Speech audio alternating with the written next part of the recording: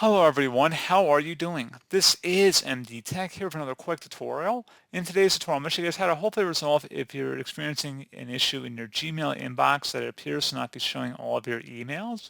So this should hopefully be a pretty straightforward process here, guys, and without further ado, let's go ahead and jump right into it.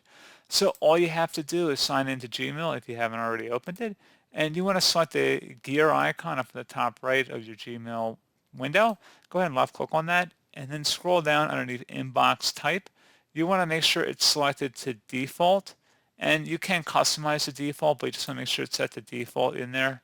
And then once you're done with that, if you want to just close out of here, that's all you have to do. So again, if you have important first potentially marked, that's the reason why you're not seeing all of your mail. So just go ahead and select default, and that's pretty much it. So, as always, thank you guys for watching this brief tutorial. Do hope I was able to help you out, and I do look forward to catching you all in the next tutorial. Goodbye.